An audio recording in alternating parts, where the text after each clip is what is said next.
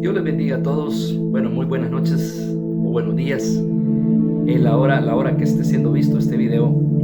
Quisiera en este momento compartir con ustedes un pasaje de la palabra de Dios muy indicado y apropiado, que todos deberíamos de conocer, ¿verdad? No importando la doctrina religiosa que usted tenga, deberíamos de conocer esto porque la palabra de Dios lo dice.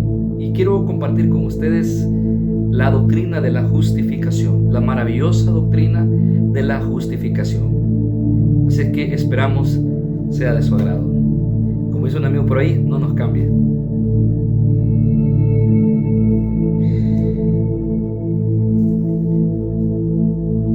Segunda Corintios capítulo 5, versículo 21, dice claramente el texto de la palabra de Dios, hablándonos del apóstol Pablo a los romanos.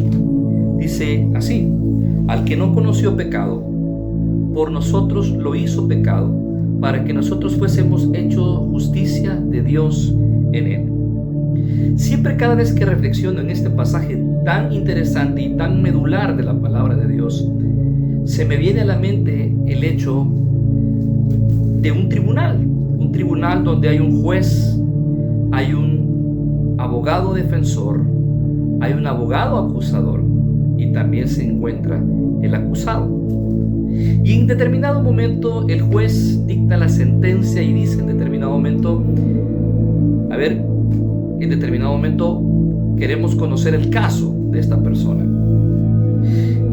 Por un lado se encuentra el abogado acusador y comienza a decir todas las faltas que ha cometido el acusado.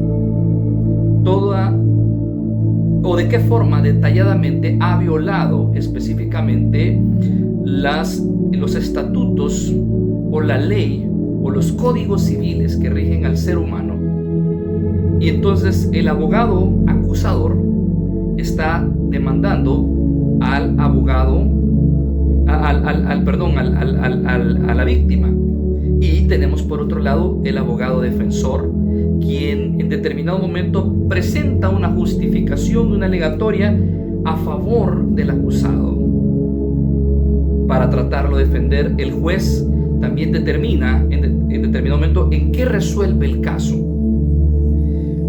Es bien interesante, pero estas figuras de juez, abogado defensor, un abogado acusador y un acusado, curiosamente están contempladas en el trono de Dios y bajo la mente de Dios. Es decir, todo esto está bajo la mente de Dios y es un representativo de quién es Dios Padre. Dios Padre es el juez, Satanás es el abogado acusador, Cristo es el abogado defensor y el ser humano es el acusado. ¿A qué me estoy queriendo referir con esto? Me estoy refiriendo al hecho de que el abogado acusador le dice al juez: este hombre que es el acusado ha incumplido con todas las normas que el juez ha establecido, que son las leyes, y lo comienza a acusar. Pero tenemos, por otro lado, el abogado defensor, que en este caso representa a Jesucristo, quien dice y justifica y defiende al acusado. Y el juez tiene que dictar una resolución a esta acusación o a esta defensa final. Entonces el abogado acusador dice: ha incumplido todas las normas que tú estableciste para poder merecer las recompensas. Entonces es digno de una prisión. Pero el abogado defensor dice en determinado momento: no importa, yo pagué una fianza por él. Y no solo pagué una fianza, sino que cumplí todo el código moral y civil para que esta persona no sea acusada.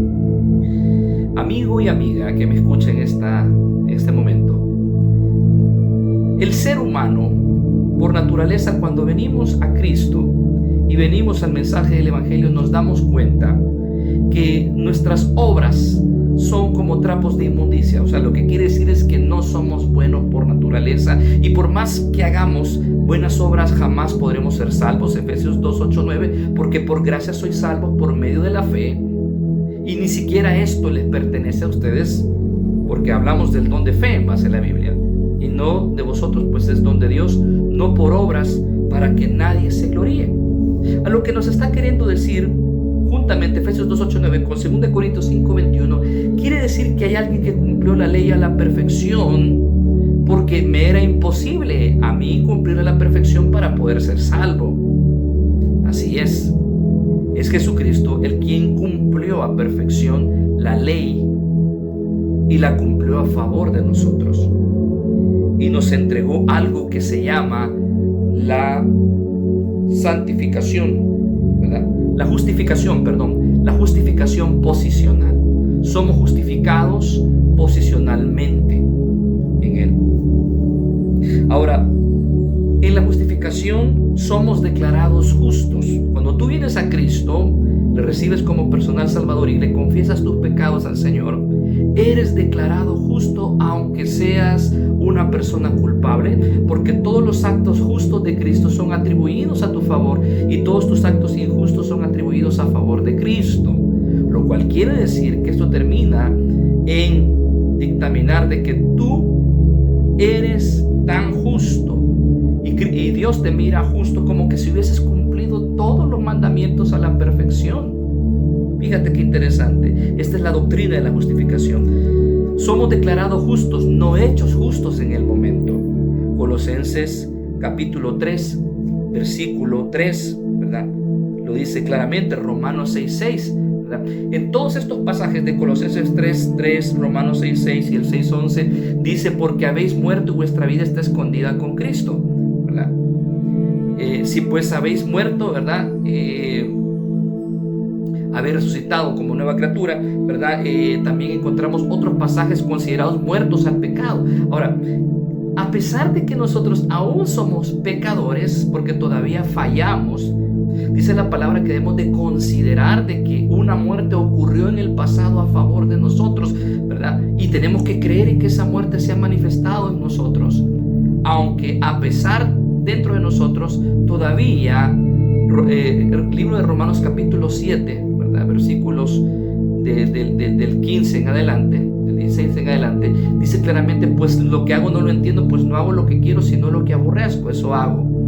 Ahora, tengo dos leyes dentro de mí que están en constante conflicto y me llevan a un punto de frustración. Ahora, aquí hay algo muy importante. A través de la justificación permitimos que Dios nos vea como perfectos. Como que en el momento que tú confiesas tus pecados y le pides perdón al Señor y te vuelcas en arrepentimiento, en ese momento Dios te mira como que si tú ya estuvieses en la etapa final de la salvación, la glorificación, con vestimentas blancas y sin pecado, porque mira al Hijo en tu vida. Nuestra justificación procede de poner nuestra fe en la obra consumada de Cristo. Dios ve la propia justicia de Cristo cuando nos mira. Ya no te mira a ti, ya no me mira a mí. Satisfaciendo las demandas de perfección. Imagínate, si el juez terrenal demanda por incumplimiento de leyes terrenales, aunque él no exige que se cumplan todas, imagínate un juez injusto, imagínate ahora un juez perfecto, demandando una ley perfecta, cumplida a plenitud. Hablamos también de otros pasajes como Romanos capítulo 5, versículo 1. Es el hecho de la justificación que tenemos la seguridad de la salvación. A través de ella Dios inicia el proceso de la santificación, ¿verdad? Haciendo la justicia posicional y después la justicia práctica. La justicia posicional es que a través de los méritos de Cristo hemos sido justificados. La justicia práctica es el proceso de la santificación, y la santificación es el proceso de hacer realidad lo que ya somos posicionalmente. La santificación es hacer realidad lo que nosotros ya somos posicionalmente, aunque no lo vamos a lograr a plenitud, no vamos a lograr ser perfectos y santos como nuestro Padre Celestial, pero si bien es cierto, la santificación tiene el propósito de llevarnos a un punto de perfeccionamiento, aunque no total, porque esto solo se va a lograr en el proceso de la glorificación. Y muchas gracias por habernos escuchado en este momento. Esto fue unos 10 minutos a la conciencia, ¿verdad?